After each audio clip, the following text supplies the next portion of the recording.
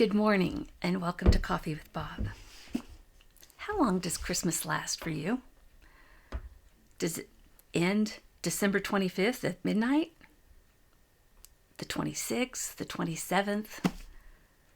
Too often, because of all the festivities leading up to Christmas, we're ready to shut it down as soon as December 25th is over.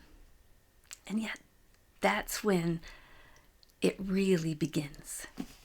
Can you imagine a pregnant woman and all of her family and friends are going along this pregnancy journey with her, so excited they can't wait, and then the baby's born, and then everybody's kind of done? No, that's when the real joy and celebration begins. We tend to get kind of the post-Christmas blahs, where we've had all this kind of busyness of shopping and wrapping and cooking and hosting and celebrating and worshiping, all leading up through December 25th. Then we get kind of tired and we're kind of done with it. And yet, that's when we really have a chance to reflect on the fact that God took on flesh. Jesus Christ was born so that we might truly know God.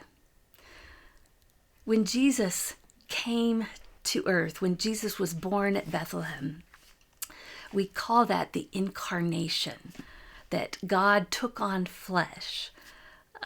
Incarnation, it's the same kind of root as the word carnivore, which is a flesh eater. Incarnate means in the flesh. And think of what is happening. God appeared in the flesh. God was born as Jesus so that we might better know God.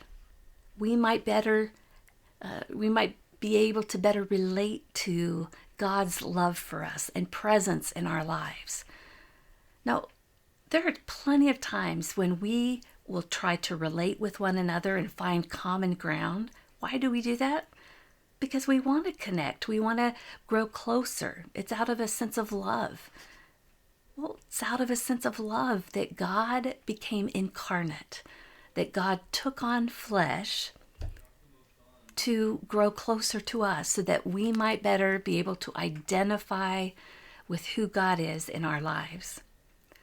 I love the Christmas hymn by Charles Wesley, "Hark the Herald Angels Sing." Well, in the second verse, you hear this incarnation language. Veiled in flesh, the Godhead see. We can see the Godhead. We can see God, even though God is veiled in the flesh. Veiled in flesh, the Godhead see. Hail the incarnate deity.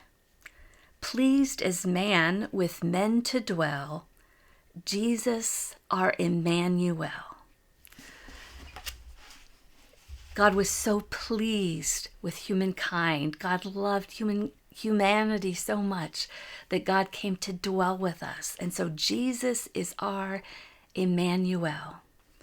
And Emmanuel means God with us. I know it can be hard to look at a house full of decorations and kind of you can't bring yourself to be excited about packing them all up for another year.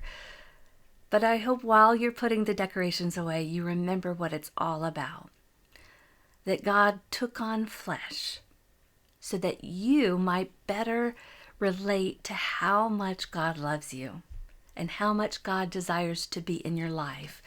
That doesn't end on December 25th. That's eternal. I hope you have a great day.